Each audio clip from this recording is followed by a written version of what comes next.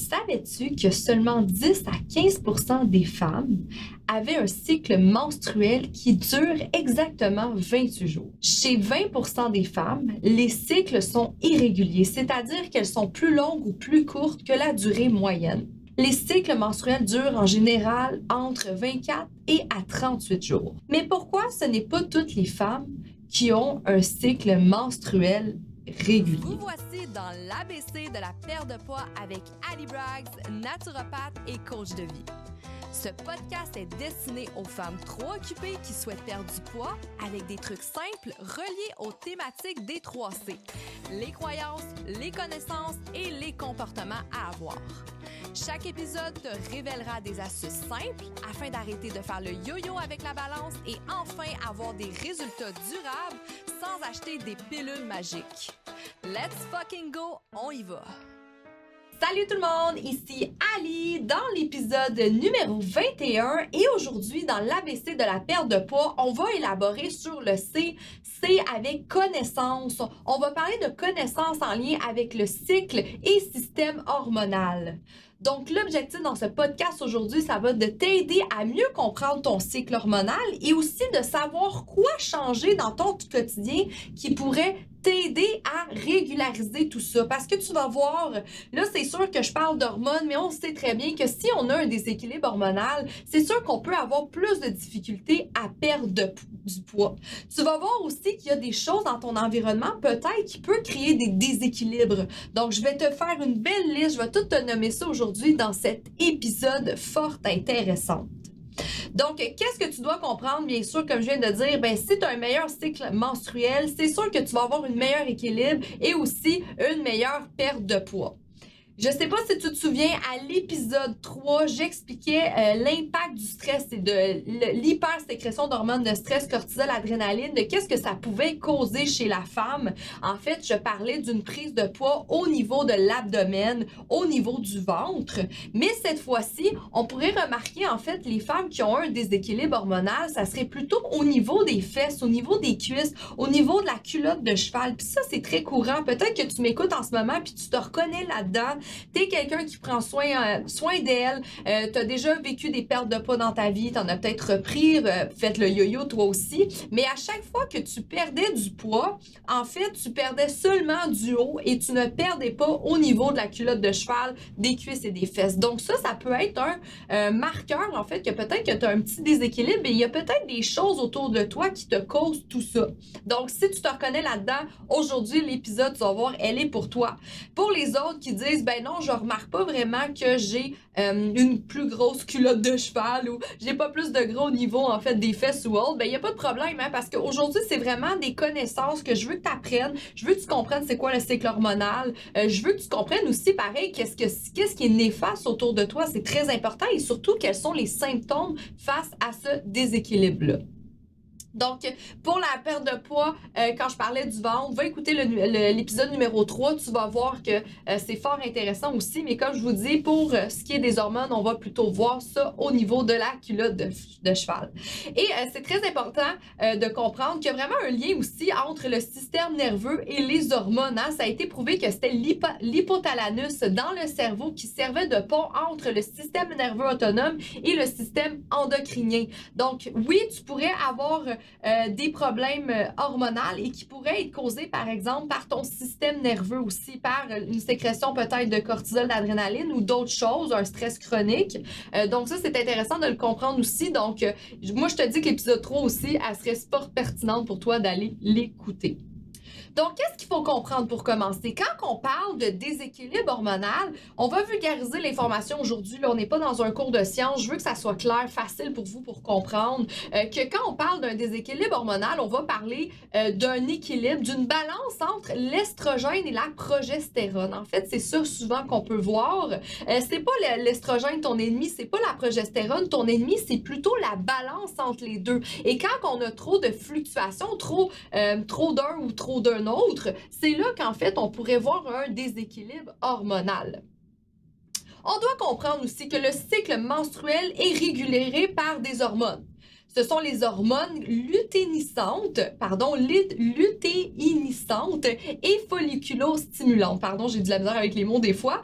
Et sont produites par l'hypophyse, favorisant l'ovulation et stimulent aussi les ovaires pour créer par la suite l'estrogène et la progestérone. Donc, on voit qu'il n'y a pas juste une question d'estrogène et de progestérone, il y a d'autres hormones qu'on doit prendre en compte dans le cycle menstruel.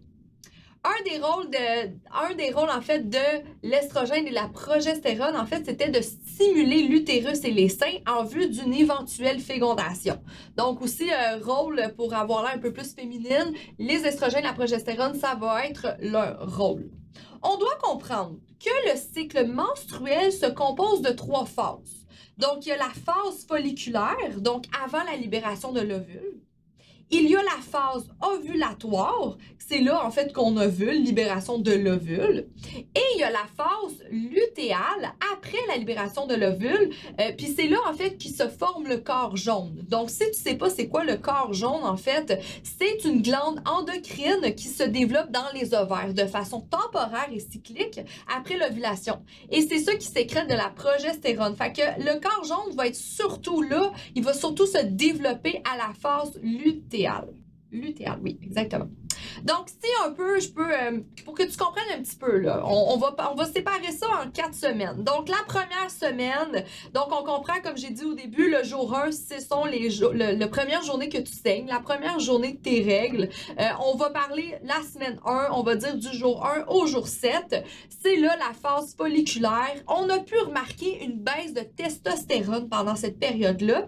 On peut voir aussi une libido neutre. Tu vas comprendre aussi la libido chez la femme peut être beaucoup influencée par les hormones, puis je trouve ça intéressant de le développer aussi dans cet épisode aujourd'hui.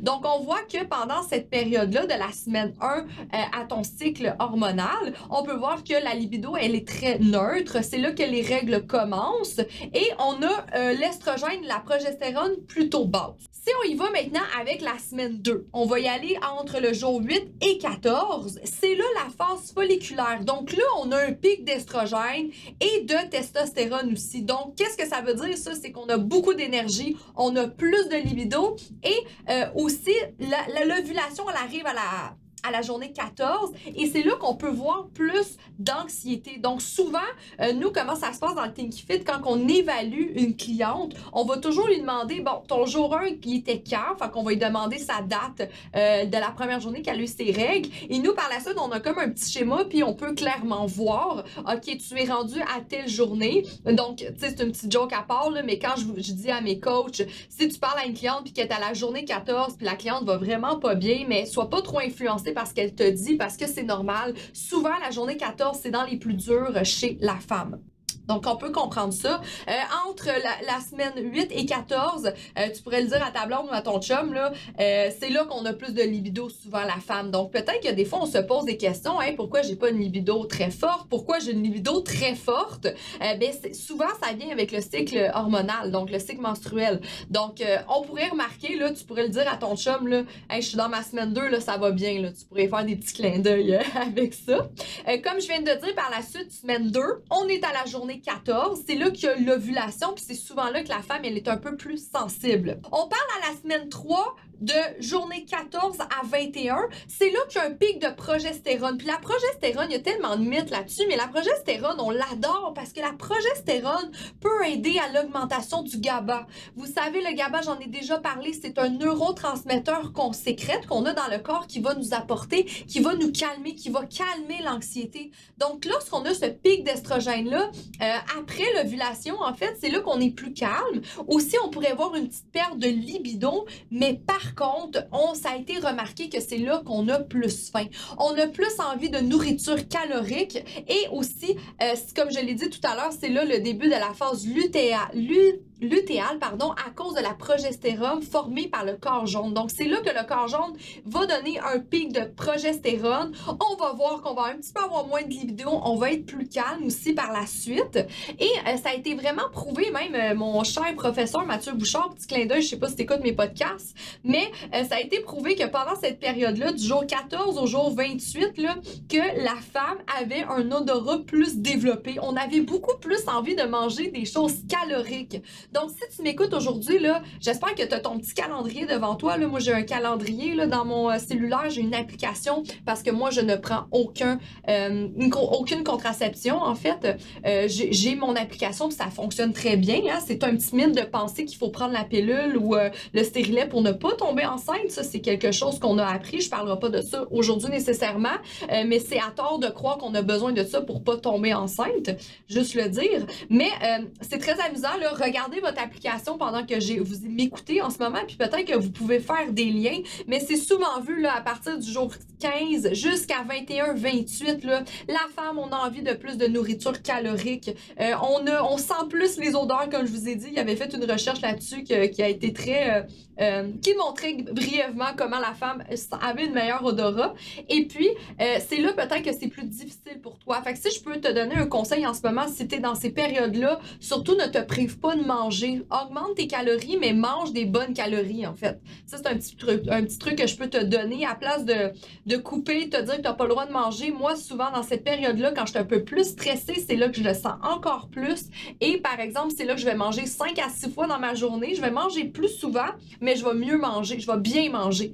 Donc, il n'y aura pas de différence par la suite sur ma perte de poids ou sur tout simplement la balance. Par la suite, quand on va parler de la semaine 4, on est dans la semaine, en fait, 22 à 28 jours environ. On parle de la phase lutéale qui continue par la suite. Là, on voit une baisse de toutes les hormones. Ça a été aussi souvent vu pour les femmes qui ont des infections vaginales. C'est souvent à cause d'un pH vaginal plus alcalin. Donc, c'est souvent dans ces périodes-là, vous pouvez essayer de remarquer si c'est ça. Et aussi, ça va aller jusqu'au retour au jour 1 des règles cycle menstruel normales. Donc, la semaine 22-28, c'est là qu'il y a baisse d'hormones et autres. Je sais pas si vous avez remarqué, là, mais moi, quand je commence ma journée 1, c'est là que ça va bien. On dirait tout se place. Il y a souvent un mythe de me dire, ben là, t'es-tu dans ta semaine ou pas? Personnellement, puis je le vois aussi avec mes clientes, là, que c'est souvent avant le pire. Hein? C'est souvent plus en SPN qu'on va le sentir que justement la journée qu'on a nos premiers segments. C'est quand même incroyable que seuls 10 à 15% des femmes ont un cycle qui dure exactement 28 jours. Donc, en outre, chez 20% des femmes, les cycles sont irréguliers. Donc, c'est quand même incroyable de voir ça. Et il y a beaucoup de symptômes qu'on peut voir avec un débalancement. Donc, tu as compris que, bien sûr, c'est avec un cycle menstruel pas régulier. On s'entend peut-être pas une journée près. Faut pas capoter là, si notre cycle dure un petit peu plus longtemps. Là, on le dit, ça pourrait quasiment aller jusqu'à 38 jours. Là. Pour certaines, mais c'est sûr qu'un cycle menstruel pas régulier peut montrer un déséquilibre hormonal. Les symptômes prémenstruels aussi, ce sont parmi les symptômes qu'on peut voir dans ce déséquilibre hormonal. C'est totalement faux de croire que c'est normal d'avoir des symptômes prémenstruels. Je sais pas si tu as remarqué, là, mais on va toujours avoir des symptômes prémenstruels plus élevés lorsqu'on est stressé, lorsqu'on mange moins bien, lorsqu'on dort moins bien. Donc ça, il faut faire attention. C'est pas vrai que tu es censé être plié en deux à chaque fois que tu as tes règles. Moi, personnellement, je le sens presque pas. Donc, faut faire attention à ça, puis il faut essayer de changer les croyances envers ce mythe-là. Aussi, d'autres symptômes face à un débalancement, mais ça serait de ne pas avoir ses règles. Moi, par exemple, j'ai pas eu de règles pendant 4-5 ans, le temps que je consommais et que je faisais du fitness. Donc, je le voyais clairement que mon corps ne me remerciait pas du mode de vie que j'avais. Une pilosité élevée aussi, ça peut arriver chez la femme de très jeune âge aussi, on peut voir ça, puis ça, c'est souvent un déséquilibre hormonal. Des maux de tête, des migraines à partir de la phase lutéale, on parle du jour 14. Si vous voyez ce genre de symptômes-là, des maux de tête ou des migraines quand vous ovulez, bien, ça peut être un petit signal à regarder. L'acné aussi au niveau du menton, de la mâchoire, c'est quelque chose qu'on voit souvent chez une femme qui pourrait avoir des petits troubles hormonaux. La facilité de prendre la masse graisseuse, quand je l'ai dit tout à l'heure, ça, c'est un signe qu'on peut voir là, les vergetures sur les cuisses, la culotte de cheval, les hanches, les fesses plus larges, mais marquant. Là, on s'entend, c'est pas parce que vous avez un peu de graisse, même si c'est très beau avoir des courbes, on s'entend, là, mais il y a des femmes que c'est plus flagrant que d'autres, puis on peut voir que ça peut vraiment être un lien avec un déséquilibre. Chaleur nocturne aussi, là, si la nuit vous avez toujours chaud, la dépression, les sautes d'humeur, ça peut causer des risques du cancer. Il disait aussi, c'est un impact sur la glycémie, donc sur le taux de sucre, sur l'énergie. Donc, c'est tous des symptômes à regarder. Et, tu sais, vous pouvez tout simplement regarder ces symptômes-là. Vous pouvez passer des prises de sang aussi. C'est toujours pertinent là, de se faire suivre par un professionnel puis demander qu'on regarde les prises de sang afin de voir le ratio de l'estrogène-progestérone, comme je vous ai dit. Puis, il y a d'autres précurseurs aussi qui est à regarder dans le sang. Donc, ça, je vous ai résumé les symptômes. Peut-être que vous, ça va sonner une cloche en ce moment de pourquoi vous ne perdez pas du poids. Puis, peut-être que vous avez beaucoup de ces symptômes-là. Suite à cela, qu'est-ce qui peut causer ces troubles-là? Parce que c'est une question qu'on pose. Parfait, Ali, je viens de comprendre. Tu viens d'expliquer le cycle hormonal. Parfait, je remarque que non, effectivement, je suis pas vraiment à 28 jours. J'ai des gros symptômes prémenstruels. J'ai beaucoup de symptômes que tu viens de donner. Mais qu'est-ce qui cause cela? Pourquoi je suis rendue comme ça aujourd'hui? Donc, je vais te dire ça. Une des premières causes, en fait, ça serait vraiment le stress chronique. Comme je vous ai dit tout à l'heure, entre le système nerveux autonome et le système hormonal, il y a une connexion à cause de l'hypothalamus dans le cerveau et un stress chronique avec un cortisol élevé pourrait avoir des interactions envers la progestérone estrogène et ça pourrait même empêcher l'ovulation. Donc, voir des problèmes même de fertilité. Donc ça, le stress, c'est très, très courant. Puis vous l'avez remarqué, là, je vous l'apprends pas, à chaque fois qu'on est plus stressé, c'est sûr que c'est là que tu vois que tu as plus de symptômes, c'est là que tu vois que tu as plein de choses qui sortent de ton corps, des petits bobos, puis c'est souvent à cause du stress. Donc, le stress, on pourrait le mettre en premier. Une femme qui est toujours stressée, qui a vécu des traumatismes, qui n'est pas capable de relaxer, qui n'est pas capable d'être dans le moment présent, c'est sûr que tu peux avoir des petites interactions avec tes hormones.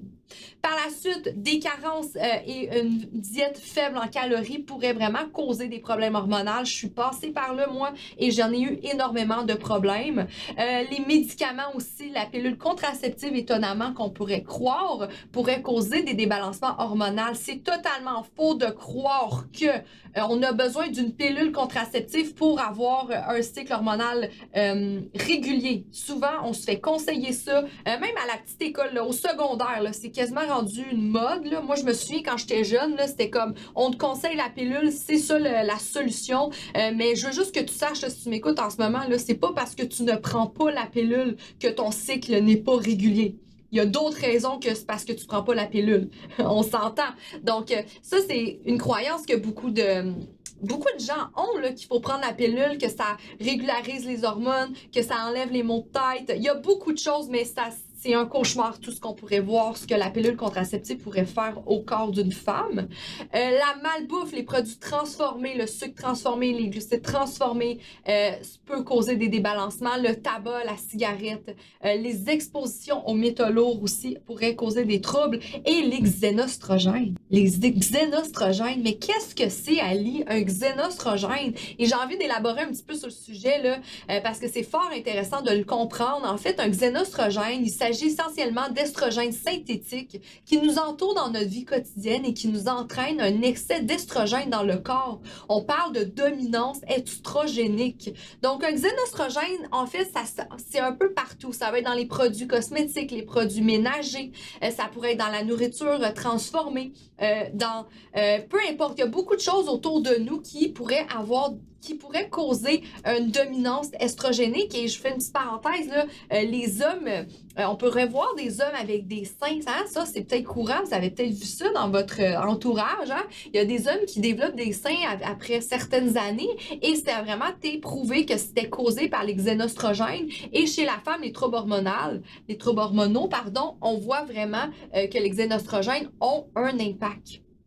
Là, tu dois me dire, Ali, qu'est-ce que c'est? Où c'est que je retrouve un xénostrogène? Donc, je vais vous faire une liste. Je vais vous les dire brièvement, OK? Ce sont des mots très durs à prononcer. Mais c'est tous des ingrédients que vous pouvez retrouver dans vos produits que vous avez chez vous. Moi, c'est pas pour rien, là, je consomme bio chez nous. Je mange presque juste bio. Mes produits ménagers, chez moi, ça sent le vinaigre. Mon chum, il chiale tout le temps, mais je lui dis toujours que c'est à cause de ça qu'on va rester en santé. Parce que vous allez voir qu'il y en a vraiment partout. Puis donc, à la fin du podcast, si vous voulez, en commentaire, je vais laisser le lien de mon groupe Parlons Santé Facebook, en fait, parce que dans mon groupe, j'ai la liste au complet. Je vous ai fait un petit PDF, en fait, à vous mettre toute la liste de où que vous pouvez trouver ces xénostrogènes-là, quels sont ces mots, quels sont ces ingrédients et aussi par quoi vous pouvez les remplacer. Donc, je vais quand même vous les dire aujourd'hui, mais vous allez voir, la liste est vraiment longue, je vais pas toutes vous les dire, là. C'est incroyable de voir que les xénostrogènes sont omniprésents dans les savons, les shampoings, les cosmétiques, les produits de nettoyage, les pesticides, les plastiques et surtout dans les traitements hormonaux substitutifs et même les pilules contraceptives. Ces ingrédients peuvent avoir des interactions avec les hormones, mais aussi avec la santé générale. Donc, on peut parler de BHA dans les cosmétiques, du butyltifarabate, du propyparabène sodium butyrababène dans les cosmétiques. Vous voyez, je suis vraiment pas commune. D'habitude, avec des mots, là, je me pratique. Ceux-là, je les dis pas souvent parce que je donne la liste carrément. Les parabènes dans les shampoings, les crèmes, les dans les crèmes solaires et cosmétiques, les triclosan dans les dentifrices, le benzophénone dans les cosmétiques et dans les crèmes solaires, le cyclopentalixiane. Bon, vous voyez, je casse vraiment les mots, là, c'est pas agréable de m'écouter en ce moment, là. La liste, elle est vraiment longue. Le sodium de lauryl sulfate dans les savons, tout ce qui est sulfate aussi, les huiles minérales et hydrocarbures de synthèse dans les aliments, le plastique, les factures de magasins, c'est très impressionnant ça, mais il y a des recherches qui ont vraiment montré que les factures dans les magasins pouvaient avoir des interactions avec les hormones. Donc maintenant, quand vous allez au magasin, s'il vous plaît, demandez toujours une facture par email. Maintenant, ils le font, puis c'est génial. L'aluminium qu'il y a dans les déodorisants, la silicone, les sulfates dans l'eau. J'ai déjà parlé d'eau, hein, que c'est super important de bien se minéraliser et de l'eau de robinet, il faut faire attention. Donc, c'est très important. Utiliser des produits cosmétiques et ménagers naturels sans produits chimiques pourrait être une bonne solution pour vous afin d'équilibrer votre système endocrinien. Donc, si vous ressentez des symptômes et consommez quotidiennement ces produits-là, il serait vraiment intéressant de voir les effets en les réduisant ou même en les coupant complètement.